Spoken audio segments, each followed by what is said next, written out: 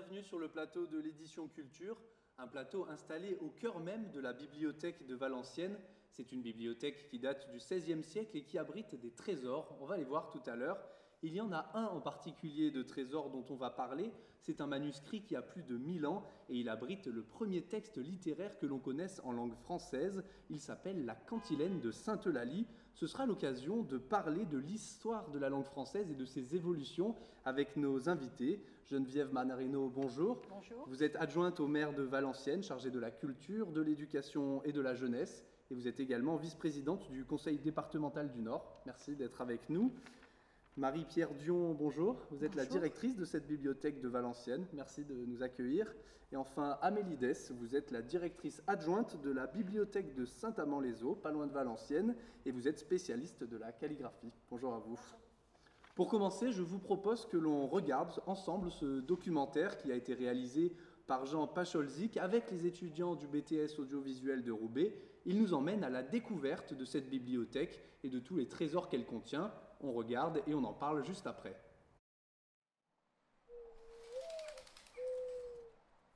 Buona pulcella fu eulalia, bel red cor, bellezur anima. Voldre la vaincre, l'idéo inimi, voldre la faire, Dio le servir. La bibliothèque de Valenciennes tire son origine de l'installation des Jésuites à Valenciennes.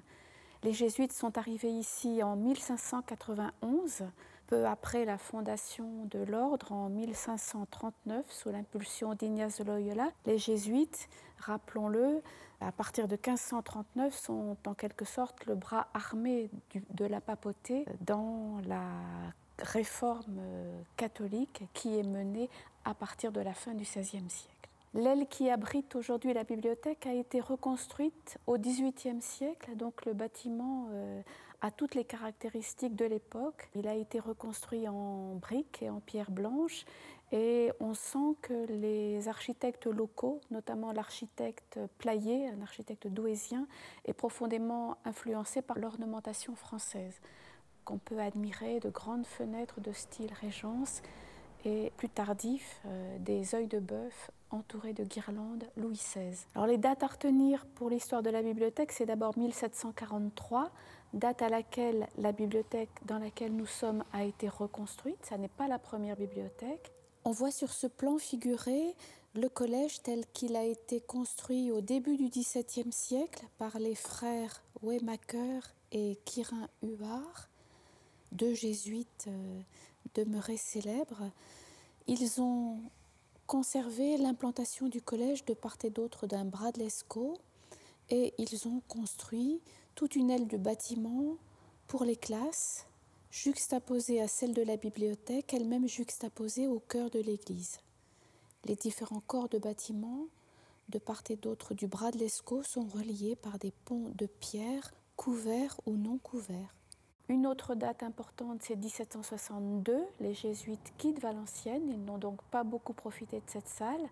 À partir de 1790, sont entassés ici tous les livres confisqués dans les maisons religieuses, dans les abbayes, chez les nobles, chez les émigrés, chez les suspects politiques. Donc la petite bibliothèque des Jésuites devient une grosse bibliothèque patrimoniale. Au XVIIIe siècle, quand on a reconstruit le collège, on a concentré l'ensemble des bâtiments sur la rive droite de l'Escaut et on a installé la bibliothèque non plus du côté du cœur de l'église, mais du côté de son entrée. C'est-à-dire que la bibliothèque donne désormais sur la rue, preuve peut-être d'une volonté d'ouverture des Jésuites au public. Pendant les guerres de 1914 et 1940, la bibliothèque échappe miraculeusement au pire, mais il y a quand même des dommages et il faudra une vingtaine d'années, de 1938 à 1962, pour que la bibliothèque soit entièrement restaurée dans son état initial. Alors la bibliothèque a été conçue comme on concevait les bibliothèques au XVIIIe siècle, c'est-à-dire comme un espèce de vaste salon où l'on se sent bien, où l'on est bien éclairé par une lumière généreuse, où l'on est entouré de livres. Et ce qui caractérise la salle, c'est qu'on a pris un soin particulier à son décor. elle est décorée par un catalogue en images, c'est-à-dire que les peintures reflètent le contenu et l'organisation générale des collections. Alors, les peintures sont signées Bernard-Joseph Worms, un peintre lillois de l'école flamande du XVIIIe siècle qui a beaucoup travaillé pour les églises de la région. Il y a deux grandes compositions historiques, l'école d'Athènes et la dispute du Saint-Sacrement, qui symbolise à elle seule l'ambition intellectuelle des jésuites, concilier l'héritage gréco-latin avec la philosophie chrétienne. Et puis il y a un ensemble de portraits de pères jésuites, regroupés 3 par discipline, qui rappellent à la fois l'ambition intellectuelle des jésuites, leur importance dans l'histoire de la pensée, et puis le fait que leur pensée, leur rôle, a touché à toutes les disciplines.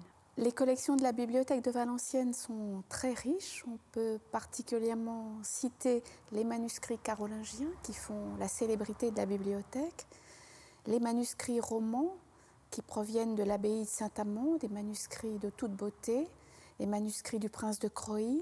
Ce portulan ou recueil de cartes est confectionné comme les autres manuscrits que nous avons déjà vus, avec des feuillets de parchemin, et puis un ensemble remarquable de manuscrits d'histoire naturelle qui témoignent de la curiosité des hommes d'autrefois, sans oublier nos fonds de poésie.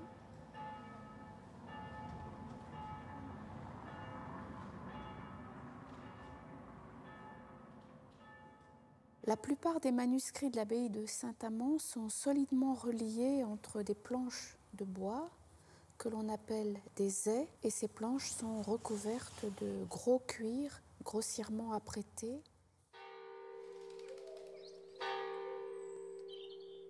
Les supports utilisés au Moyen-Âge étaient le parchemin en particulier, qui pouvait être donc des peaux de différents animaux.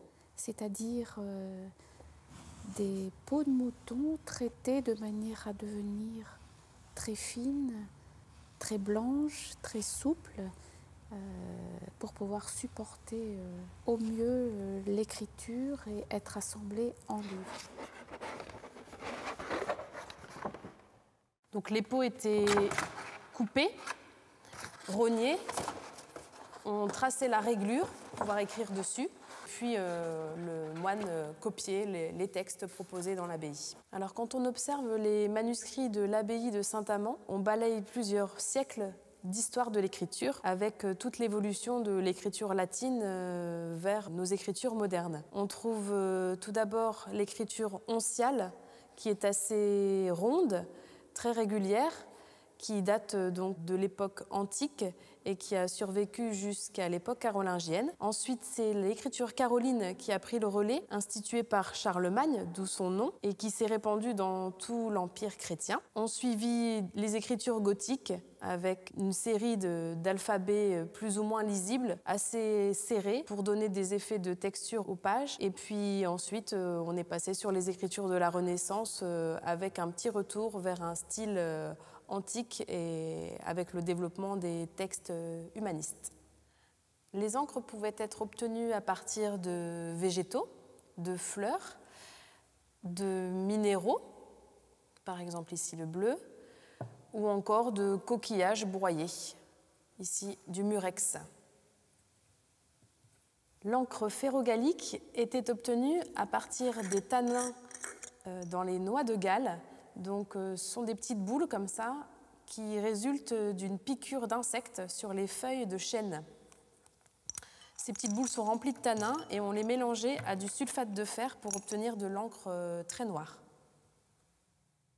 La Bible de Savallo, c'est une Bible de grande taille dans la mesure où elle servait à la lecture à voix haute pendant les repas. Le moine était debout pour lire et il fallait donc que le module de la lettre soit de grande taille pour pouvoir être lu. Elle comprend 5 volumes comparables à celui-ci qui s'ouvrent majestueusement sur une page tapis, un motif particulièrement rare dans l'enluminure française. Les chercheurs ont pu calculer que les volumes avaient été copiés par une seule et même personne qui avait dû mettre entre 5 et 10 ans pour copier les 5 volumes. Le peintre a signé son travail en tête de chaque volume, au-dessus des pages tapis, Savalo Monachus Sancti Amandi Me Fecit. C'est le livre qui parle. Savalo m'a fait.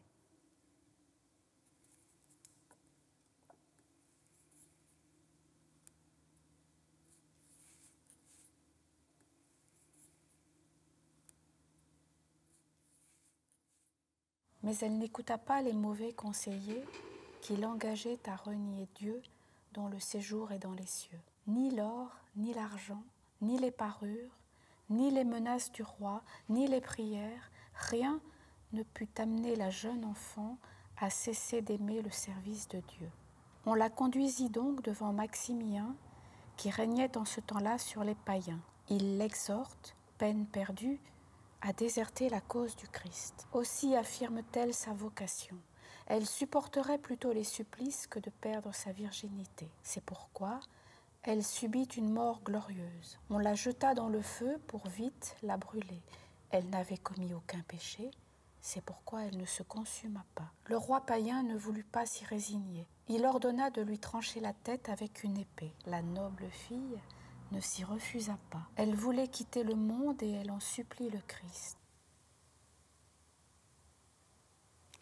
Le manuscrit 150, qui abrite la cantilène de Sainte-Eulalie, a été confisqué à l'abbaye de Saint-Amand, et c'est un manuscrit d'étude très modeste, qui n'a pas eu les honneurs d'une couverture rigide. Il est simplement protégé par une couverture en peau de cerf non apprêtée qui a conservé ses poils. C'est la raison pour laquelle il est baptisé dans les inventaires anciens le Liber Pilosus, le livre poilu. Il contient des sermons de Grégoire de Nazianze, traduits du grec en latin par Ruffin. Donc voilà le début du texte de Grégoire de Nazianze, un théologien du IVe siècle, transcrit dans une superbe écriture caroline. C'est un manuscrit très simple, sans aucun décor, avec juste le souci du respect du texte, quelques corrections. Les sermons de Grégoire de Nazianze, qui était un théologien spécialiste du Saint-Esprit et de la Trinité, parlent du mystère de la Pentecôte et du miracle des langues. C'est peut-être d'ailleurs la raison pour laquelle les fameux Ludwigslied et la cantilène de Sainte-Eulalie ont été transcrits à la suite de ces textes. Et à la fin, il restait des feuillets vierges. Donc, par souci d'économie ou peut-être pour une raison intellectuelle précise, qu'il s'agit pour les chercheurs d'expliquer, des copistes ont transcrit 5 textes particulièrement précieux, dont la cantilène de Sainte-Eulalie. Le manuscrit a été réalisé au début du IXe siècle, à l'époque de Charlemagne, et la transcription de la cantilène de Sainte-Eulalie et des autres textes finaux date de la fin du IXe siècle, aux environs de 880. La cantilène de Sainte-Eulalie, qui occupe le feuillet 141, est transcrite à côté du Rhythmus Teutonicus ou Ludwigslied. La cantilène est le premier poème que l'on ait conservé en langue française. Le Ludwigslied est le plus ancien texte rédigé directement en langue germanique. La juxtaposition de ces deux textes sur un même feuillet, dans un même manuscrit, est considérée par les chercheurs comme un miracle linguistique. C'est le plus ancien témoignage physique que l'on ait de la langue française. On pourrait dire que les sermons de Strasbourg sont plus anciens, puisque les sermons de Strasbourg sont datés de 842, mais ceux-ci sont transcrits dans un manuscrit du XIe siècle, donc bien postérieur à leur composition. Tandis qu'ici, la cantilène et le Ludwigslied ont été copiés pratiquement à la même période que leur composition par un copiste bilingue qui devait être d'une très grande culture. La cantilène de Sainte-Eulalie a beau être numérisée et a circulé sur l'ensemble des réseaux savants ou grand public du web, le public afflue toujours à la bibliothèque pour pouvoir la voir ou pour pouvoir pénétrer dans l'endroit où elle est conservée. La bibliothèque continue à s'enrichir, d'une part parce qu'elle engrange les livres qui sont inspirés par les collections anciennes, et d'autre part parce que la bibliothèque a à cœur d'acquérir les livres marquants du XXe et du XXIe siècle. La conservation du patrimoine écrit valenciennois nécessite des moyens importants, tant en termes de conservation, restauration, numérisation, valorisation. valorisation scientifique, mais également valorisation vis-à-vis du grand public, puisqu'il s'agit d'accueillir les enfants, les adultes, les étrangers, les touristes de passage à Valenciennes. Et une figure de colombe, sous la forme d'une colombe, elle s'envola au ciel. Prions tous afin qu'elle daigne intercéder pour nous et que le Christ nous prenne en pitié après la mort et nous laisse venir à lui dans sa miséricorde. Vous venez d'entendre les derniers vers de la cantilène de Sainte-Eulalie. Alors, ce qu'on vient d'entendre là, c'était une traduction dans le français d'aujourd'hui, mais on a aussi entendu en début de reportage la lecture du texte original qui ressemble beaucoup plus au latin. Marie-Pierre Dion, est-ce que c'est de cette manière qu'on parlait au IXe siècle ? J'aimerais bien le savoir parce qu'on m'interroge souvent sur cet aspect des choses, mais il faut bien reconnaître qu'on ne sait rien de la manière dont ce texte était prononcé.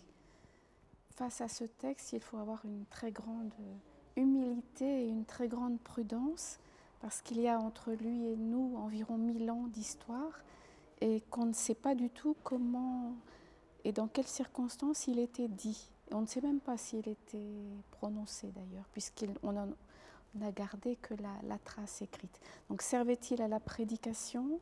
Servait-il à l'enseignement? Servait-il à la réflexion théologique, parce qu'il est très chargé de symboles?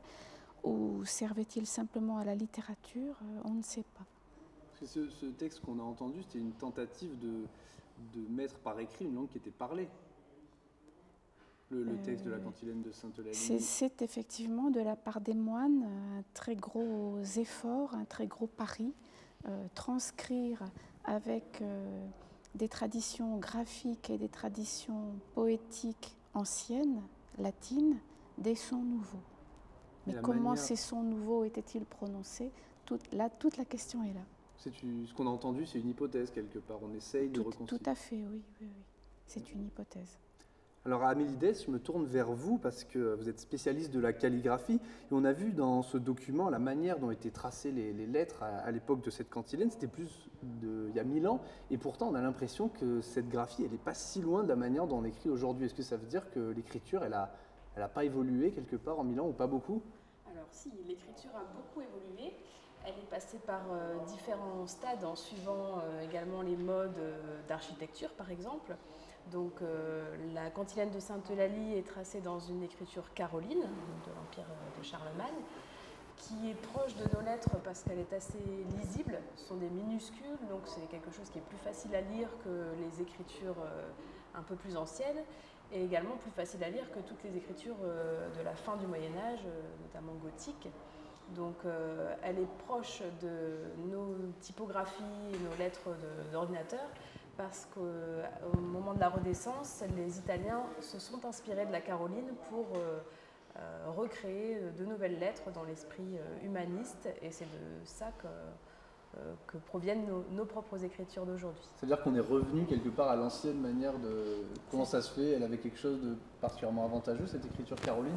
Oui, elle est très lisible en fait, et elle est très régulière, donc c'était vraiment une volonté... au moment de Charlemagne, d'offrir quelque chose qui soit facile à transcrire et facile à déchiffrer partout dans l'Empire. D'accord. Alors je reviens vers vous, Marie-Pierre Dion. On le disait tout à l'heure, on a entendu une langue finalement qui était très proche du latin, parce que le français il est dérivé du latin. C'est ensuite qu'il y a eu des apports extérieurs. Quels apports a reçu la langue française depuis ce texte qu'on a entendu ? Oui, le texte qu'on a entendu, il y a une leçon qu'on peut en tirer, c'est que les 121 mots qu'il contient sont tous dérivés du latin. Il n'y a pas un seul mot qui soit emprunté à une autre langue. On est dans une période où l'essentiel du discours est latin, même s'il a évolué. À partir de l'époque carolingienne, la langue romane se dégage du latin. On va bientôt voir apparaître Languedoc, Langue d'Oil, et au sein de ces deux espaces, il va y avoir des apports nouveaux de l'arabe, du normand, de l'anglais, de l'allemand pour le nord. Et ces deux espaces ne vont cesser de se diversifier jusqu'à ce que le français l'emporte, tout simplement parce que la monarchie française va l'emporter et a ordonné en 1539 que le français devienne la langue administrative et la langue juridique. Jusqu'à 1539, il n'y avait pas une seule langue parlée en France. Et même après 1539, on a continué à parler toutes sortes de langues, mais le français l'a emporté politiquement, et notamment au moment de la Révolution. Alors même s'il l'a emporté politiquement, ça ne veut pas dire qu'il n'a pas cessé d'évoluer et de s'enrichir, mais il s'est enrichi d'une manière très particulière.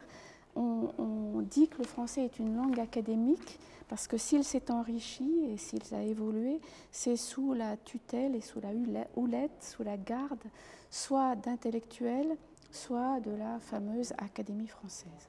Donc sous la houlette d'intellectuels, par exemple au moment de la Renaissance, le français s'est enrichi de mots italiens, de mots espagnols et de mots latins, parce qu'on a voulu redonner un langue française à partir de mots latins.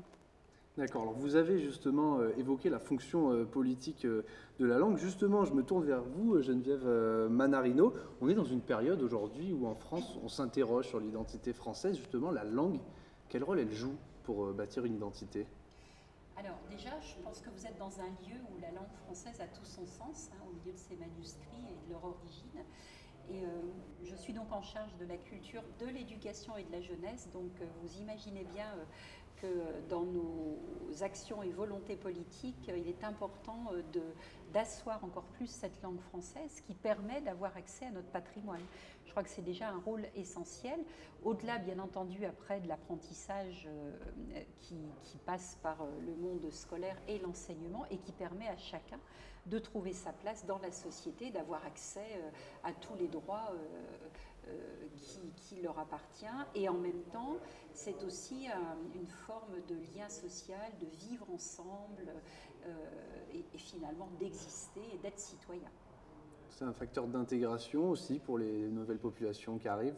Il y a eu des polémiques par exemple sur l'arabe à l'école, au collège, tout ça.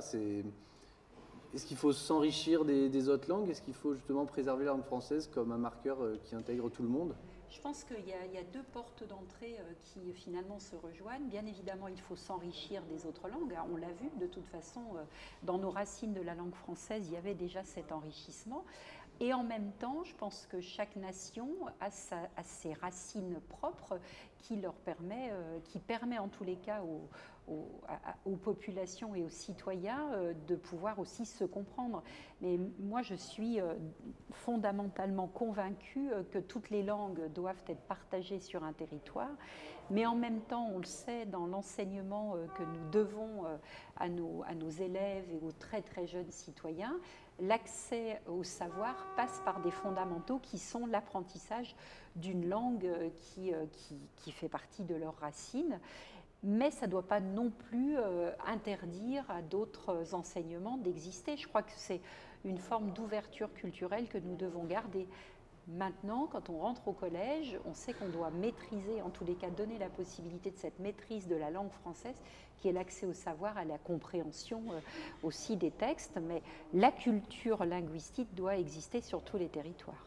C'est une question qui se pose de la même manière pour l'écriture, pour la graphie, Amélie Dess, la question de l'unité. Vous nous disiez tout à l'heure, Charlemagne justement a instauré cette écriture caroline dans le but qu'il y ait la même langue, la même écriture, la même graphie dans tout l'Empire. C'était aussi un outil politique.